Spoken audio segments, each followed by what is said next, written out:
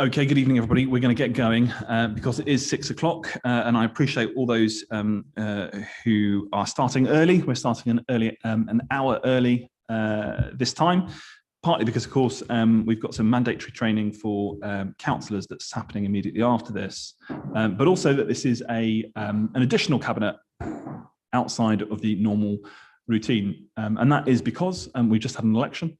And of course, we're very pleased to say that the good people of Ealing have re-elected the Labour Party to once again run the council, but also to lead our borough, which is an incredible privilege, but it's also an incredible honour too. And as I said just a few days ago in our sort of first address to the public, elections may be final, but our mandate is, of course, finite, and we will only be the temporary custodians of our borough unless we can continue to demonstrate to the people of Ealing that we remain always on their side. So today's agenda is about a programme of investments and also a paper on the referral of the social housing regulator to really set out the tone in which we want to continue this next 4 years as a new administration to deliver on our commitments to be, yes, open, transparent and inclusive, but also creative, focused on change and leading with innovation. So with that in mind, there are just the few formalities that we need to go through. The first is apologies for absence. I don't believe there are any. Urgent matters as set out in the agenda. Are there any declarations of interests? No declarations of interest. Matter to be considered in private. Minutes of the previous meeting that are in front of you from the 6th of April. Are there any corrections to the minutes? If not, are they agreed? Agreed, fantastic. So we'll move to the first agenda item, which is the package of investment. Before handing over to Councillor Donnelly to say us a few words, we're going to, as we've set out in the Ealing Labour Party's manifesto, we have 81 pledges right across all of the portfolios that the Cabinet members will be nominated to at our annual meeting next week. But ultimately, what we want to do very clearly is set out from the first thing that we do as an administration, that we remain absolutely focused and determined to bring back good, well-paid jobs to our borough, tackle the climate crisis, but also address the raging inequalities that exist within our society. And this budget seeks to do precisely that, which is to set out from today a series of investments into projects that we know that we can deliver immediately. Whether that's our programme on trees, whether that's our programme on school streets, or indeed the work that's going to happen in schools around tackling exclusions from disproportionately represented communities in our schools' exclusions. I'm going to allow Cabinet members to make a few contributions just to set out what those investments are, but first I'll hand over to Councillor Donnelly. Thank you, Chair. I'll keep my observations brief. I think the rationale is set out very clearly within the paper, and I would focus particularly on the 2.3, which talks about the importance of assessing in the round the appropriateness of any investment proposals early on in the financial year, and is clear that viewed as a whole, it is reasonable to make the funding investments referred to, that they focus in on aspects not only of our manifesto, but on the commitments that we will need to make as an administration in areas such as social care, and they do so in a responsible way. You will recall, Cabinet colleagues will recall, that we set aside money in the annual budget for a range of contingency purposes.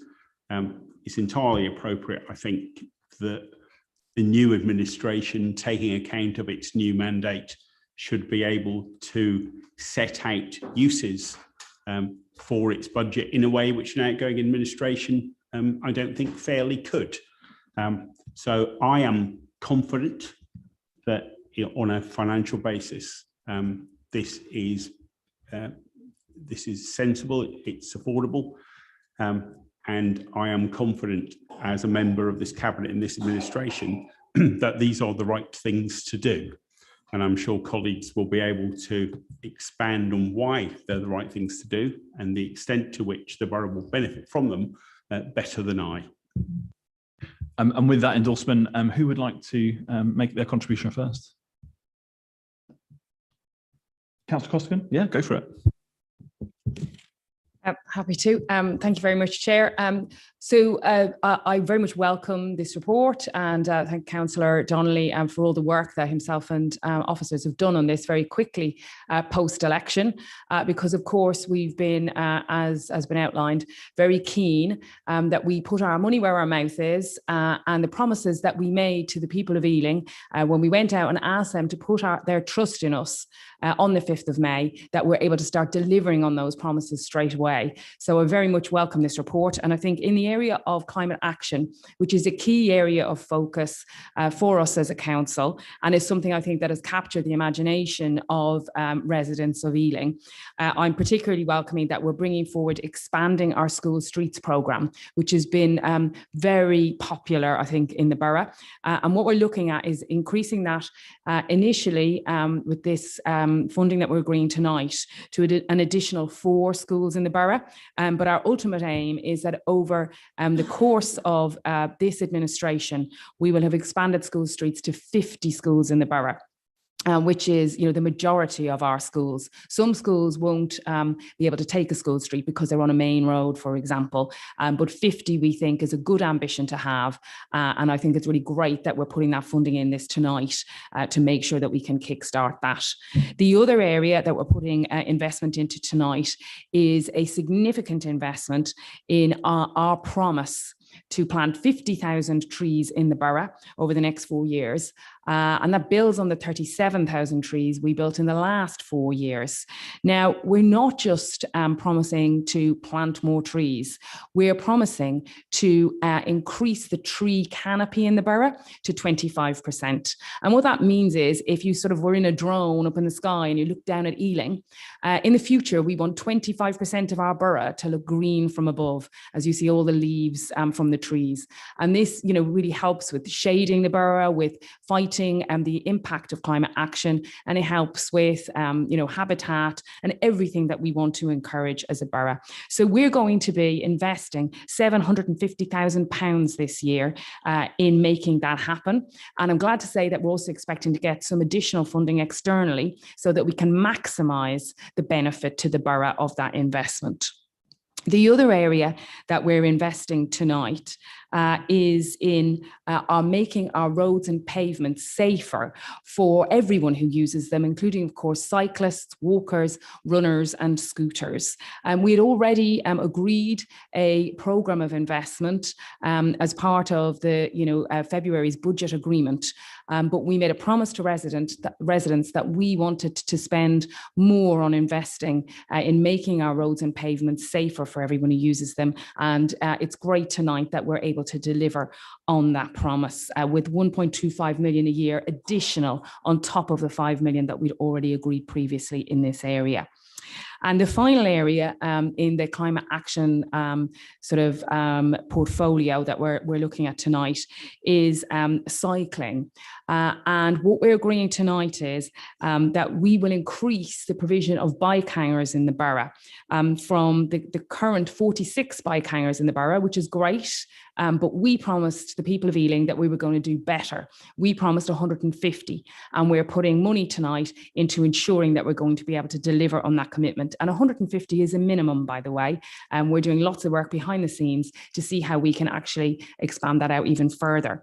And the other thing that we're doing in relation to bike hangers is we are tonight agreeing to slash the cost of a cycle permit for bike hangers from £6 a month to 70p. And that's a significant reduction because Ealing Council wants to back cyclists, we want to back active travel, we want to show people that if you choose active travel, then there is a benefit, not just to your health, not just to air pollution, but also there's a benefit in your pocket. And so we are delivering on that to residents tonight. So I think it's a great package of measures. I'm really happy to support it and all of the other items in it that I'm sure colleagues will go through tonight. But it is about us delivering on our promises to the people of Ealing. Councillor Raza. Thank you. I'd just like to echo that along with so much that's going on in tackling the climate emergency, we're also going to be tackling inequality or fighting for equality in the borough. And the priority there is to bring into action the recommendations of the REC. In that it's an absolute #1 priority. So we will be putting together the Citizens Tribunal, which is what was asked of us, and that's going to be coming online very soon. And then we'll also be putting together a civic leadership program, which will enable 20 candidates to come forward every year, and we will support them in getting the training and everything that they need to become the leaders and the teachers and the support network for everybody to sort of do better in a more equal borough. And we've set aside 150,000 for that. And well, no, sorry, 2,000 for that. And as well as that, we've dedicated sort of covers to make sure that we have the police engagement that we need to actually make that engagement that we're getting from the REC, the recommendations that we've had from them to enable them to do that. And on top of that, we're also continuing to tackle the prevention of violence against women. And for that, we had our listening exercise, which told us very absolutely forcefully what needed to be done there. So we've set aside 1 million in making public spaces safer, along with Councillor Costigan's portfolio, to make sure that our women feel safer in the borough. We've also dedicated to looking at not just the lighting, but the type of lighting that we've got, and the sort of transition zones that we have from very brightly lit areas of our borough to the less brightly lit bits of our borough, which will help people feel much safer. So yes, I think that there's plenty going on, and I wholeheartedly recommend this report. Councillor Nagpal. Thanks, Chair. We're committed to delivering race inequality in our schools, and the Race Equality Commission recommendations starkly set out the structural inequalities that persist in Ealing today. And I'm delighted that one of the first things we're committing to is spending 150,000 in our schools. We'll work with our schools, from head teachers and governors to teachers and support staff, to help students across the borough engage with those recommendations, to diversify their curriculum, and to expand our inclusivity across the board. We want to ensure we implement the 7 demands of the Race Equality Commission for Education. So there's £80,000 dedicated to that. And as well as whole school training, leadership development, we want to actively create a workforce that better reflects the diversity of the children and the young people we serve in our society. Dedicated operational leadership, curriculum development, guidance and training, parental and community engagement, inclusive recruitment training for schools, for all leaders and governors, and leadership diversity pilot to retain talent and support career development from middle leadership upwards. Thank you. Councillor Blacker. Thank you, Chair. So the £2 million that we have before us for living wage for the London living wage for care workers is the single biggest item of revenue growth before us this evening. And I think it's going to make a real tangible difference to the income of many people in our borough. And of the 3,500 or more care workers in the borough, we know that a huge proportion, overwhelmingly, are women. So at least 90%, and we know that a huge proportion of them are from Black, Asian and minority ethnic backgrounds. This is going to go some way to tackling the income inequalities we have in our borough. We know of only 10 of the 156 care agencies on our books at the moment that are currently paying the London living wage. So this is going to make a huge difference in those that are not.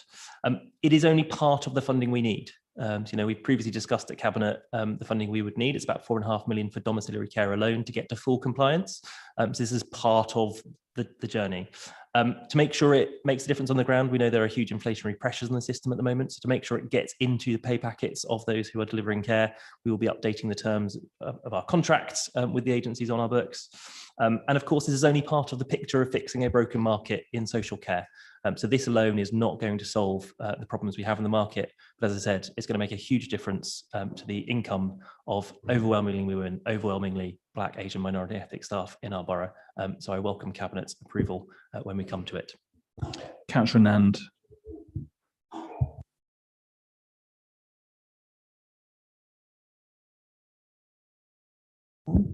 Oh, great.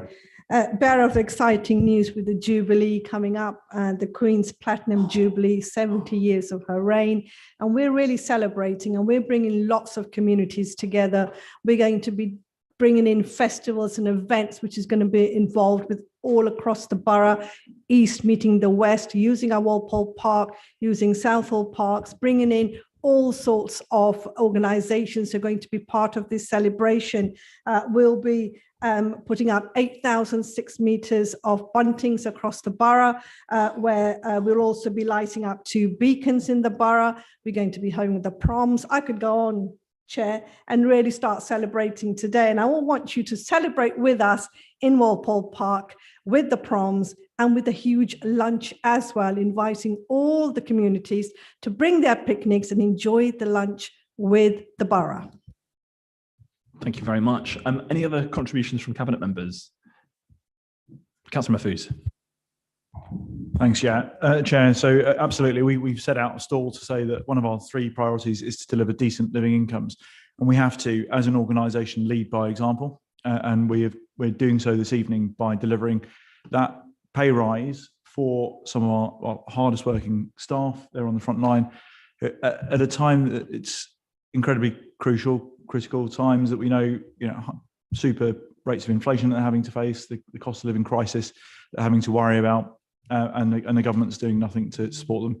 But we are stepping up to the plate. We're making sure that we are putting our money where our mouth is. We are delivering those salary increases for those staff and making sure that we are leading by example, so that when we go out to other businesses, to other organisations across the borough, we can do so from the platform saying we are delivering real living wage for our staff as well.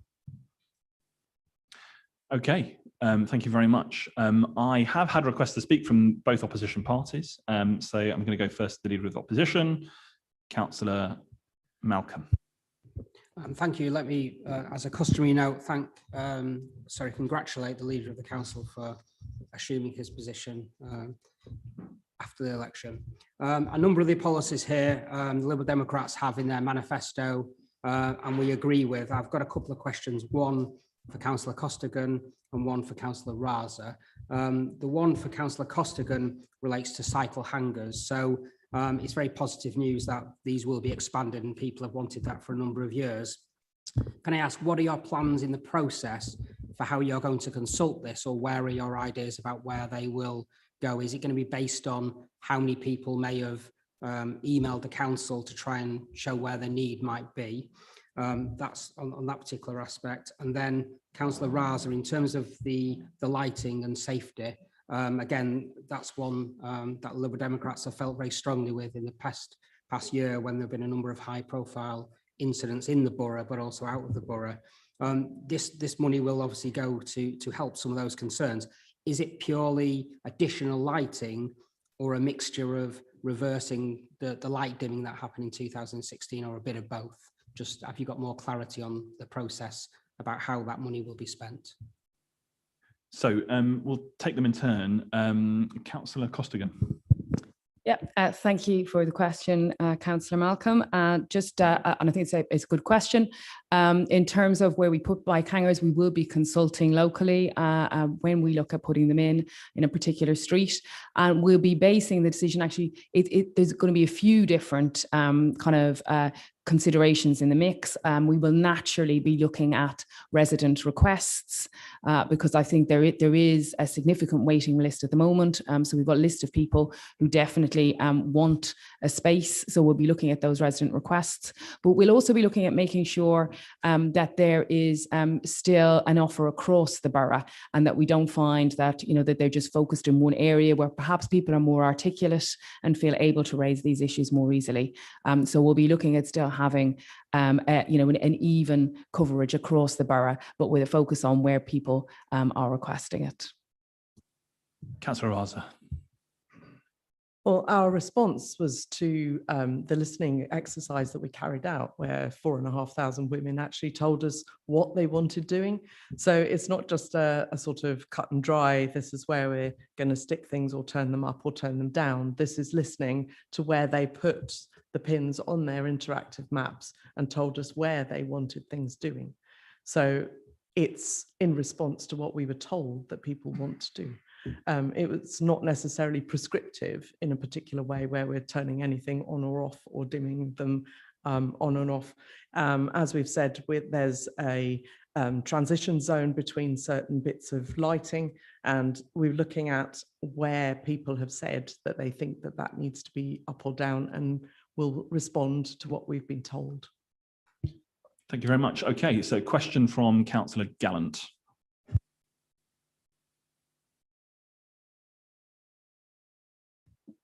Thank you, Chair, and congratulations too for taking up your position, and wishing you the best in your arduous role as leader of the council. And where possible, we will work with you and support you.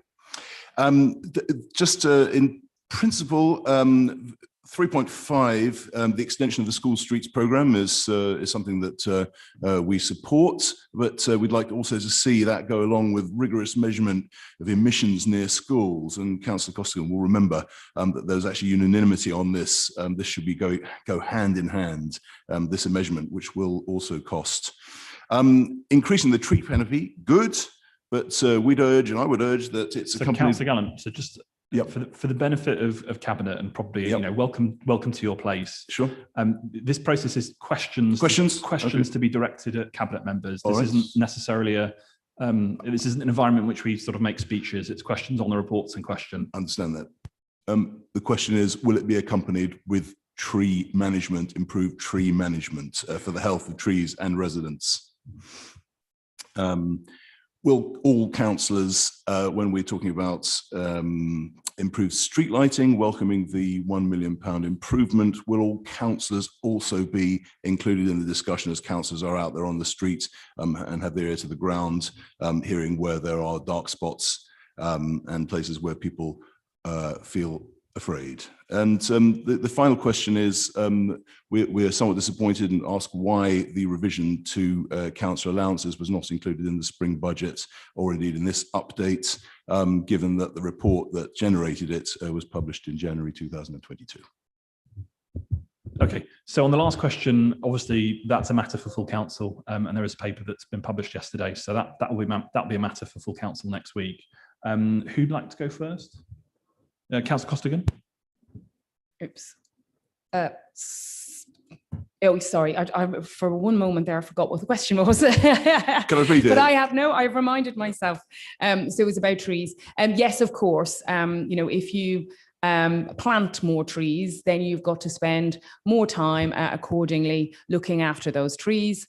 So we will need to, over the next 4 years, ensure that our tree management service, our great tree officers in the borough have the capacity to be able to look after those trees. We do regular assessments of trees. They're reviewed every 3 years. We check whether they need to be pruned or not. We've got a full programme, and all new trees will be part of that programme as well. Councillor Raza, sorry. To be honest, I think it was effectively the same answer as was given to Councillor Malcolm, to be fair. I was going to say, yeah. I think I've already said that.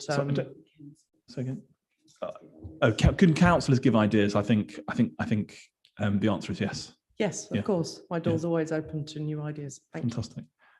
Don't believe there was any other questions. So On that basis then, so just to summarise, you know, I'm really pleased and I'm incredibly grateful to council officers who in a very short period of time supported the new administration, not only in setting out the immediate things that we're going to do to fulfil the pledges that we made to the people of Ealing, and that the people of Ealing supported in the wonderful majority that we now have, but to convene this meeting and to make sure that we're able to do that from day one.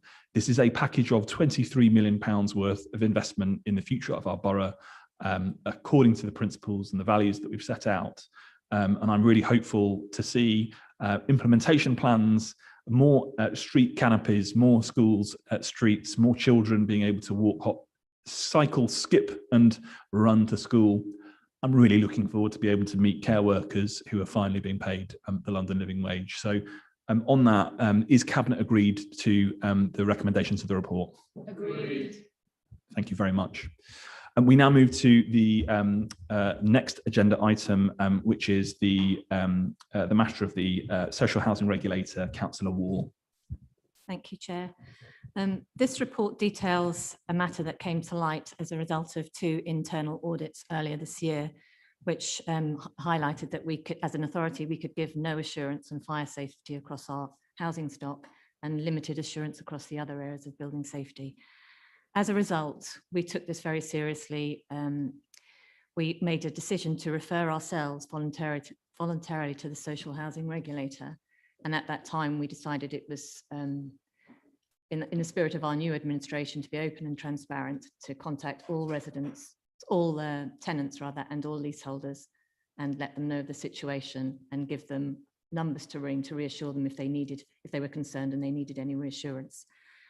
We also decided to undertake an external review to work out why we'd got into this situation, which is enclosed with the attachments with the reports, the ARC report, and it's come down to 5 basic themes where we failed as an organisation, and detailed how we'll put a recovery plan into action to get back to where we need to be fully compliant. As we suspected, we would be in breach of the home standard when we did the self-referral. We were found to be in breach, and the notice was published last week, at which time we got back in touch with all the residents, all the tenants and all the leaseholders again to let them know the situation. And we've commissioned another report because resident safety is so important to us that we're not happy with the situation we're in. We know that we've got some way to go. We've made a good start, and we're now in a position to say that all our housing stock has had the required safety checks, fire and gas, and we're going to have a programme of rolling out all the remedial actions that follow. And we've written to residents to let them know. The new report that we've commissioned is going to be a much more forensic report, looking into how we found out about this so late, how we didn't know about this before. And we're working with this report is seeking a voluntary undertaking, which again is a proactive step on our part. We could carry on with our own recovery action plan, but we've decided to go that one step beyond and undertake an agreement with the regulator and be bound by what we commit to doing in our recovery plan to get to full compliance again. So this report is seeking agreement for our chief executive to undertake this voluntary undertaking with the social housing regulator to get us to full compliance. And I'm happy to take any questions. Okay, I have requests to speak from both opposition parties. So Councillor Malcolm. Thank you, Chair. Yeah, some of the details of this are quite shocking, and I'm glad that the council referred itself in this particular instance. There are some big processes and checks that either didn't happen or didn't highlight something that should have been highlighted on the fire, gas, electricity and asbestos. Absolutely crucial things, and hopefully some of the reports that are done in the future will highlight and stop those problems. There's a couple of questions I've got relating to that. 2.5 talks about not all the remedial works have been completed. I think you mentioned it just very briefly there. When will they actually have taken place? When do you believe they'll be done? Secondly, paragraph 2.12, when will the more forensic report be published? Because it states it'll be published, but it'd be good to know a detail, will it be in November or before that? My third question relates to how many properties are estimated to be affected by some of these problems, because given some of it came from sampling, and therefore it isn't that every property was checked for all of those instances, just so we've got an idea of the maximum number, because it would seem to me we could be under valuing some of the issues that might be live in the system. And then can you detail the extent of any backlogs of inspections or remedial works that are there in the system? The first question, I think, was how long to get to the state where we're in compliance. We think we should be there within a year. The second question, sorry, Gary, you have to remind me. When will the... So that's being undertaken now. So we would hope that that should be completed very soon. And then the numbers of properties that didn't have the fire checks in date, or all the properties have the fire checks in date now? Is that what you're asking? I was asking, of all the, what's the total number of properties that have been affected by one or more of these issues highlighted in the report, approximately? I'm not sure. Can you answer that, Lucy, please? I think we probably need to come back to you with the detailed amount, but there are several thousand fire remedial actions that we need to undertake, and as Councillor Wall has said, that's going to take us about a year. But some of those actions are more than one action for different properties, and what we're in the process of doing is prioritising those actions into high, medium and low risk, so that we're absolutely dealing with the most high risk ones first. So we've got all that information that we're pulling together, because we really need to start with those ones as a matter of urgency. So that's the critical task at the moment, but I can come back with further information. Yeah, I think from my memory, I think it's about 6,000.